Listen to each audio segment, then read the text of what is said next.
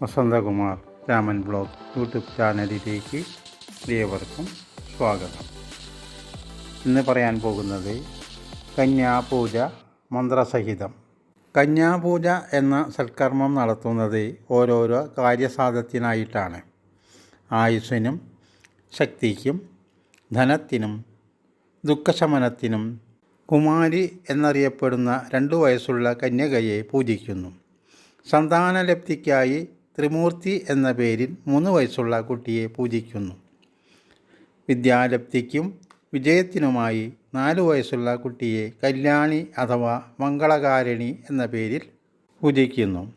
രോഗശാന്തിക്കായി കൊണ്ട് 5 വയസ്സുള്ള കന്യകയെ രോഹിണി എന്ന പേരിലും ശത്രുനാശത്തിനായി 6 വയസ്സുള്ള കന്യകയെ കാളി എന്ന പേരിലും പൂജിക്കുന്നു.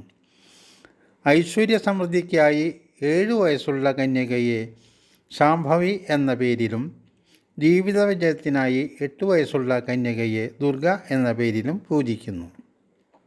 ശത്രുനാശം, പരലോകസുഖം എന്നിവയെ ഉദ്ദേശിച്ച് 9 വയസ്സുള്ള കന്യകയെ ചണ്ഡിക എന്ന പേരിലും സർവാഭീഷ്ടസിദ്ധിക്കായി 10 വയസ്സുള്ള കന്യകയെ സുഭദ്ര എന്ന പേരിലും പൂജിക്കുന്നു. ഈ പൂജയ്ക്ക് ഓരോ ദിവസവും ഓരോ തരം മന്ത്രങ്ങൾ ചൊല്ലിയാണ് പൂജിക്കേണ്ടത്. 1-ാം ദിവസം പൂജിക്കേണ്ട കൗമാരി മന്ത്രമാണ് പറയാൻ പോകുന്നത്. ജഗൽപൂജേ ജഗൽവന്ദ്യേ സർവശക്തി സ്വരൂപിണി പൂജാം ഗ്രഹണ കൗമാരി ജഗത്മാതാർ നമോസ്തുതേ. 2-ാം ദിവസത്തെ മന്ത്രമാണ് ത്രിമൂർത്തി മന്ത്രം. ത്രിപുരാം ത്രിപുരാധാരം ത്രിവർഷാം ജ്ഞാനരൂപിണീം കല്യാണജനനീം ദേവീം കല്യാണീം പൂജയാമ്യഹം. 3-ാം ദിവസത്തെ മന്ത്രം കല്യാണി മന്ത്രം. കലാൽപികാം കലാതീതാം കാരുണ്യഹൃദയാ ശിവാം കല്യാണജനനീം ദേവീം കല്യാണീം പൂജയാമ്യഹം. 4-ാം ദിവസം രോഹിണി മന്ത്രം. അണിമാതി ഗുണാധാരം അകാരാദ്യാക്ഷരാത്മികാം അനന്തശക്തികാം ലക്ഷ്മീം രോഹിണീം പൂജയാത്മ്യഹം. 5-ാം ദിവസം കാളികാമന്ത്രം.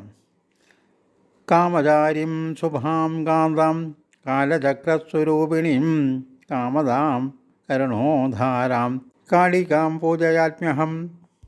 6-ാം ദിവസം ചണ്ഡികാമന്ത്രം. ചണ്ഡവീരാം ചണ്ഡമായാം ചണ്ഡമുണ്ഡപ്രഭഞ്ജനീ പൂജയാമി സദാ ദേവീം ചണ്ഡികാം ചണ്ഡവിക്രമാം. 7-ാം ദിവസം ശാംഭവി മന്ത്രം. സദാനന്ദകരിം ശാന്താം സർവദേവ നമസ്കൃതാം സർവഭൂതാത്മികാം ലക്ഷ്മീം ശാംഭവീം പൂജയാമ്യഹം. 8-ാം ദിവസം ദുർഗാമന്ത്രം. ദുർഗമേ ദുസ്തരേ കാര്യേ ഭവദുഃഖവിനാശിനീം പൂജയാമി സദാ ഭക്ത്യാ ദുർഗാം ദുഃഖാർത്തിനാശിനീം. 9-ാം ദിവസം സുഭദ്രാമന്ത്രം. സുന്ദരീം സ്വർണവർണാഭാം സുഖസൗഭാഗ്യദായിനീം സുഭദ്രജനനീം ദേവീം സുഭദ്രാം പൂജയാമ്യഹം. ഈ മന്ത്രങ്ങളെ കൊണ്ട് അതാതു ദിവസം 10 കന്യകളെ പൂജിച്ചാൽ അഭിഷ്ടസിദ്ധി കൈവരുന്നതാണ്.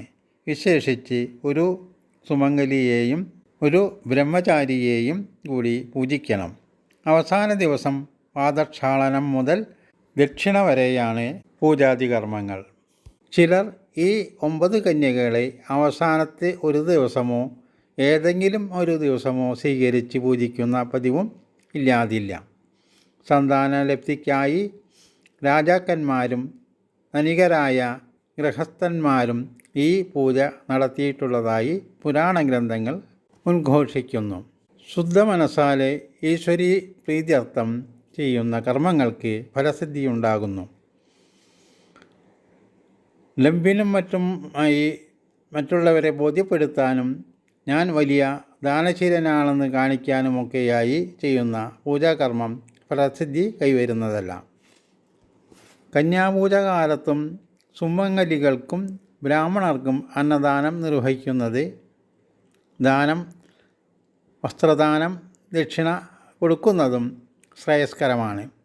ബ്രാഹ്മണ ഭോജനവും മാത്രമല്ല, ആർക്കും അന്നദാനം നിർവഹിക്കാം. ദാനത്തിൽ ഏറ്റവും ശ്രേഷ്ഠമായ ദാനമാണ് അന്നദാനം. അതിൻ്റെ ഗുണം ഒന്ന് വേറെ തന്നെയാണ്. അതാണ് വിശേഷകാലങ്ങളിൽ, വിശേഷ ദിവസങ്ങളിൽ സദ്യ കൊടുക്കുന്നത്. അതിൻ്റെ പ്രധാന കാരണം നാം മതി എന്ന് പറയുന്ന ഒരു അവസ്ഥ ഈ അന്നദാനത്തിന് മാത്രമേയുള്ളൂ. മറ്റുള്ളത് എന്ത് കിട്ടിയാലും പോരാ എന്ന തോന്നൽ മനുഷ്യനുണ്ടാകും. അതുകൊണ്ടാണ് അന്നദാനം ശ്രേഷ്ഠമായി പറയുന്നത്. വയറ് നിറഞ്ഞാൽ പിന്നെ എന്തു ചെയ്യും? വേണ്ട എന്ന് പറയുക അല്ലാതെ. അതുകൊണ്ടാണ് അന്നദാനത്തിന് പ്രസക്തി കൂടുന്നത്. നമ്മുടെ കേരളക്കരയിൽ ഈ നവരാത്രി പൂജ അഥവാ സരസ്വതി പൂജ എല്ലാ ക്ഷേത്രങ്ങളിലും നടത്തി വരുന്നുണ്ട്. ക്ഷേത്രത്തിൻ്റെ പ്രത്യേക സ്ഥലത്ത് സരസ്വതീ ദേവിയുടെ ചിത്രം വെച്ച് പൂജിക്കുന്നു. അക്കാലത്ത് ഗ്രന്ഥപൂജയും നടത്തുന്നുണ്ട്. അതിന് ദുർഗാപൂജ എന്നും പറയുന്നു. കന്നിമാസം ശുക്ലപക്ഷ അഷ്ടമി ദിവസം പൂജയ്ക്ക് വെച്ച് മഹാനവമി പൂജ കഴിച്ച് വിജയദശമിക്ക് പൂജ എടുക്കുന്ന സമ്പ്രദായമാണ് നമുക്കുള്ളത്. ചില സ്ഥലത്ത് ശുക്ലപക്ഷ പ്രതിപദത്തിന് തുടങ്ങി വിജയദശമി വരെയും പൂജ നടത്തുന്നുണ്ട്. ക്ഷേത്രാങ്കണത്തിലല്ലാതെ നവരാത്രി മണ്ഡപം സജ്ജീകരിച്ച് സംഗീത കച്ചേരികളും കലാവിരുന്നുകളും നടത്തുന്ന പതിവുമുണ്ട്.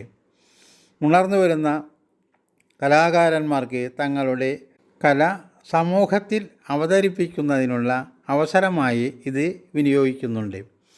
ഇക്കാലത്ത് നവരാത്രി കാലം കലാവിരുന്നുകളുടെ കാലമായി ശോഭിക്കുന്നുണ്ട്. വാണി ഭഗവതിയുടെ കൃപാകടാക്ഷം കൊണ്ട് സ്വന്തം കല ശോഭിക്കുന്നതിന് സാധിക്കത്തക്കവണ്ണം കലാകാരന്മാർക്ക് ഇത് ദേവീ പൂജയായിട്ടാണ് അവതരിപ്പിക്കുന്നത്. ഇതിൽ പ്രതിഫലേച്ഛയല്ല പ്രധാനം.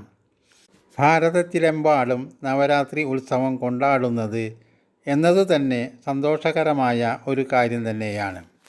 നിങ്ങളുടെ വിലയേറിയ അഭിപ്രായങ്ങൾ കമൻറ്റ് ബോക്സിൽ രേഖപ്പെടുത്തുക.